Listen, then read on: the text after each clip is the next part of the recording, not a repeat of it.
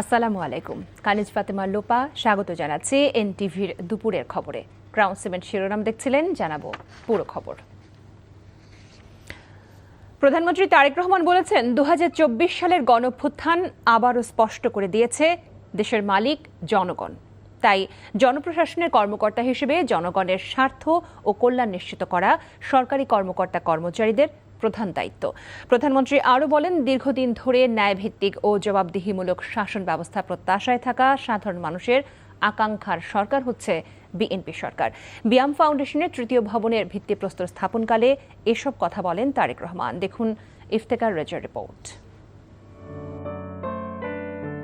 বিয়াম ফাউন্ডেশনের নতুন ভবনের ভিত্তিপ্রস্তর স্থাপন করেন প্রধানমন্ত্রী তারেক রহমান।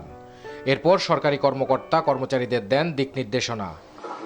প্রধানমন্ত্রী বলেন, জনগণের কাছে যে প্রতিশ্রুতি বিএনপি দিয়ে সরকারে এসেছে তা শুধুমাত্র রাজনৈতিক প্রতিশ্রুতি নয়, বরং জনগণের সঙ্গে চুক্তি। ২০২৪ সালের জুলাই আগস্টের গণ অভ্যুত্থানে আবারও স্পষ্ট করে দিয়েছে এই রাষ্ট্রের মালিক এই দেশের জনগণ।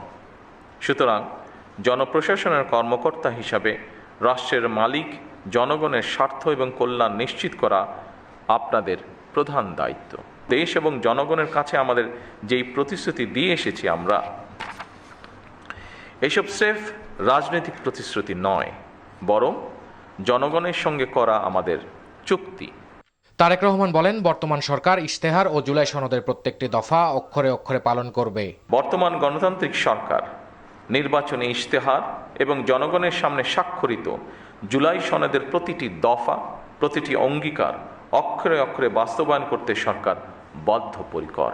আমি আশা করি আপনারা আপনাদের মেধা ও যোগ্যতা দিয়ে জনগণের কাছে দেওয়া সরকারের প্রতিটি প্রতিশ্রুতি দক্ষতার সঙ্গে বাস্তবায়ন করতে ভূমিকা রাখবেন। দেশ ও জনগণের স্বার্থে বিএনপি বরাবরই সুদক্ষ প্রশিক্ষিত জনপ্রশাসন দেখতে চায় বলে জানান প্রধানমন্ত্রী। সকল রাষ্ট্রীয় প্রতিষ্ঠানে মেধাভিত্তিক, স্বচ্ছ, দক্ষ ও জনবান্ধব জনপ্রশাসন গড়ে তোলার কোনোই বিকল্প নেই যদি আমরা আমাদের প্রত্যাশিত বাংলাদেশকে গড়ে তুলতে চাই। স্বচ্ছতা ও দ্রুততার সাথে শূন্য পদে সরকারি কর্মচারী নিয়োগ, প্রশাসনিক সংস্কার কমিশন গঠন, শক্তিশালী পাবলিক সার্ভিস কমিশন গঠন এবং বেসরকারি সার্ভিস রুল প্রণয়ন সহ সর্বত্র প্রশাসনিক কাঠামোর কার্যকারিতা এবং জবাবদিহিতা নিশ্চিত করতেও সরকার দৃঢ়প্রতিজ্ঞ। তিনি আরও বলেন, সরকার মেধা নির্ভর, সৃজনশীল, দক্ষ ও দায়িত্বশীল মানব সম্পদ গড়ে তুলতে বদ্ধপরিকর। এরপর বিয়াম ল্যাবরেটরি বিদ্যালয় পরিদর্শন করেন প্রধানমন্ত্রী তারেক রহমান। Iftekhar Reza, NTV news, Dhaka. স্থানীয় সরকার মন্ত্রী ও বিএনপি মহাসচিব মির্জা ফখরুল ইসলাম আলমগীর বলেছেন, নির্বাচনের আগে থেকে রাজনৈতিক স্থিতিশীলতা নষ্ট করছে জামাত। দুপুরে নয়াপল্টনে বিএনপির কেন্দ্রীয় কার্যালয়ে মে দিবস উপলক্ষে আয়োজিত যৌথ সভা শেষে তিনি একথা বলেন। জামাত আমিরের বক্তব্যের নিন্দা জানিয়ে মহাসচিব বলেন, সম্পূর্ণ নিরপেক্ষ নির্বাচনের মধ্য দিয়ে বিএনপির সরকারে এসেছে। জামায়াতকে উদ্দেশ্য করে তিনি বলেন, অতীত ইতিহাস দেখে নির্বাচনে জনগণ তাদের প্রত্যাখ্যান করেছে। এ সময় তিনি আরও বলেন, রাজনৈতিকভাবে তাদের কিভাবে নির্মূল করা যায় সেভাবে কাজ করতে হবে। এ সময় ছাত্র রাজনীতিতে অস্থিতিশীল পরিস্থিতি তৈরি করতে কাজ করছে একটি চক্র দাবি করে ক্যাম্পাসের শিক্ষার্থীরা অপরাজনীতি পরিহার করবে বলে আশাবাদ ব্যক্ত করেন মির্জা ফখরুল। তিনি বলছেন যে বিএনপি ইঞ্জিনিয়ারিং করে ক্ষমতায় এসেছে।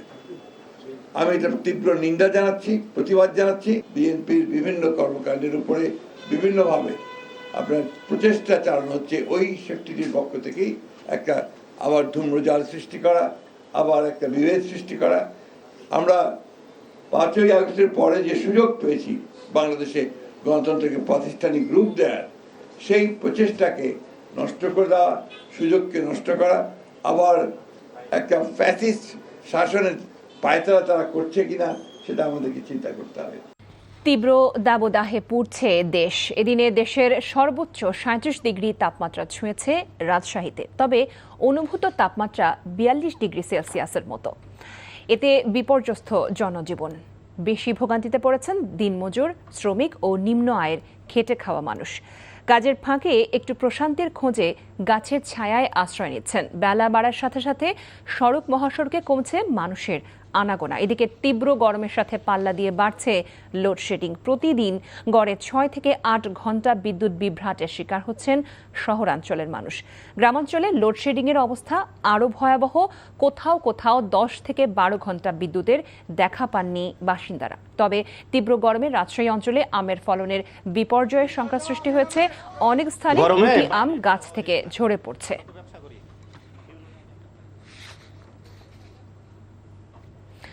জ্বালানির মূল্যবৃদ্ধির পরও পাম্পগুলোতে কমেনি তেলের জন্য অপেক্ষায় থাকা চালকদের ভোগান্তি।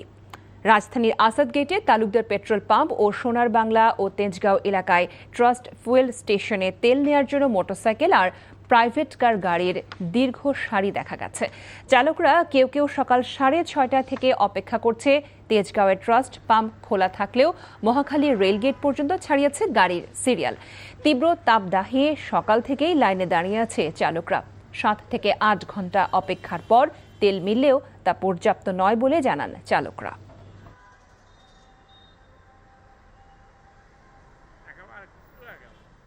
তেল খাওয়া শব্দও দেয়া গেছে, আমরা তেল পাচ্ছি না।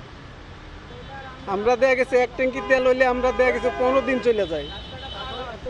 তারপরেও এত সিরিয়াল, এটা কল্পনার বাইরে। আরও লাইন, দীর্ঘ লাইন হচ্ছে। আমি আসি 6:40-এ, আমার আগে আরও 26টা গাড়ি আছে। এর মধ্যে তো গাড়ি আসে নাই, তেলের গাড়ি কখন আসবে সেও তো বলা যাচ্ছে না। তেলের দাম বাড়ার পরে কোনো ভোগান্তি কমে নাই। এটা কিছু কিছু মিডিয়া এটা মানে ভুল খবর, ভুল তথ্য সম্প্রচার করছে। এটা একদমই ঠিক না। আমি নিজেও খবর দেখে আসলাম যে তেলের লাইন কমে গেছে, যে 3-4 ঘন্টা বা 2-3 ঘন্টায় তেল পাওয়া যাবে এই আশায় আসলাম, কিন্তু এসে লাইন দিয়ে দেখি যে পাম্পে তেল নেই। পেশাগত দায়িত্ব পালনকারী রাজধানীর শাহবাগ থানার ভেতর সাংবাদিকদের উপর ছাত্রদলের হামলার প্রতিবাদে এবং স্বাধীন সাংবাদিকতার পরিবেশ নিশ্চিতের দাবিতে মানববন্ধন করেছে ঢাকা বিশ্ববিদ্যালয় সাংবাদিক সমিতি। সকালে ঢাকা বিশ্ববিদ্যালয়ের অপরাজেয় বাংলার পাদদেশে এই মানববন্ধন অনুষ্ঠিত হয়। এতে ঢাকা সাংবাদিক ইউনিয়নের সভাপতি শহীদুল ইসলাম বলেন, গণমাধ্যমগুলো যখন সত্য প্রচারের পরিবর্তে শক্তির প্রচার করে, তখন সেই সমাজ, সেই রাষ্ট্র ফ্যাসিবাদের দিকে পা বাড়ায়। প্রশাসনের উদ্দেশ্যে শহীদুল ইসলাম বলেন, সাংবাদিকরা সেখানে দায়িত্ব পালন করতে গিয়েছিল, পুলিশ সেদিন তাদের নিরাপত্তা নিশ্চিত করতে ব্যর্থ হয়েছে। সাংবাদিক সমিতির নবনির্বাচিত সভাপতি মঞ্জুর হুসাইন মাহি বলেন, শাহবাগ থানায় ছাত্রদলের কিছু নেতাকর্মী পেশাগত দায়িত্ব পালনে বাধা দেয় তাদের এবং তাৎক্ষণিকভাবে এর প্রতিবাদ জানালে সাংবাদিকদের উপর হামলা চালায়। এতে অনেকেই আহত হয়। বক্তারা সন্ত্রাসীদের শনাক্ত, মামলা গ্রহণ, আইনগত ব্যবস্থা গ্রহণ এবং ক্যাম্পাসে স্বাধীন সাংবাদিকতার পরিবেশ নিশ্চিতের দাবি জানান। আয়কর ও ভ্যাট পুরোপুরি অনলাইনে আদায় করা হলে করদাতার হয়রানি কমবে বলে জানিয়েছেন জাতীয় রাজস্ব বোর্ড চেয়ারম্যান আব্দুর রহমান। 2026-27 অর্থ বছরে জাতীয় বাজেট প্রণয়নের লক্ষ্যে প্রাক বাজেট আলোচনায় এসব কথা তিনি জানান। আজ জাতীয় রাজস্ব ভবনে metropolitan chamber of commerce, MCCI ও উইমেন এন্টারপ্রেনার্স অ্যাসোসিয়েশন বাংলাদেশের সাথে এই আলোচনা অনুষ্ঠিত হয়। গ্রামের নারীদের শিক্ষাগত যোগ্যতা বিবেচনায় রেখে কর ও ভ্যাট আদায় নীতি আরও সহজ করার দাবি জানান নারী উদ্যোক্তারা। আর করের আওতা বাড়ানো সহ দ্বৈত কর পরিহারে ব্যবস্থা নেওয়ার জন্য রাজস্ব বোর্ডের প্রতি আহ্বান জানান বক্তারা। এ সময় কর ফাঁকি রোধে প্রতিটি পণ্যে QR কোড চালু করার কথা জানান NBR চেয়ারম্যান।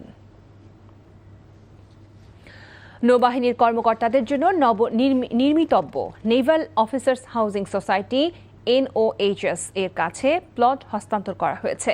সকালে পূর্বাচলে কাঞ্চন ব্রিজ সংলগ্ন 180 ফিট এশিয়ান হাইওয়ের ওপর অবস্থিত সিটিমেড রিয়েল এস্টেট অ্যান্ড ডেভেলপমেন্ট লিমিটেডের পূর্বাচল ভ্যালি প্রকল্পের প্লট হস্তান্তরের কাজ শুরু হয়। প্রকল্পে নৌবাহিনীর প্রায় 1000 কর্মকর্তা প্লট ক্রয় করেছে। সামরিক ও বেসামরিক উভয় শ্রেণীর নাগরিকদের জন্য নিরাপদ, সুশৃঙ্খল ও উন্নত জীবনযাপনের সুযোগ সুবিধা সহ নির্ধারিত সময়ের মধ্যেই গ্রাহকদের প্লট হস্তান্তর করার কথা জানায় কর্তৃপক্ষ।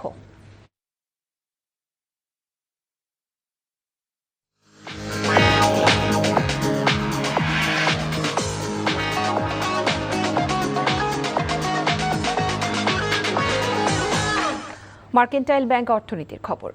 জ্বালানি তেলের দাম বৃদ্ধি ও বিদ্যুতের লোডশেডিংয়ের কারণে গার্মেন্টস শিল্পে উৎপাদন খরচ 20% বেড়েছে বলে দাবি করেছেন বিকেএমই এর সভাপতি মোহাম্মদ হাতেম।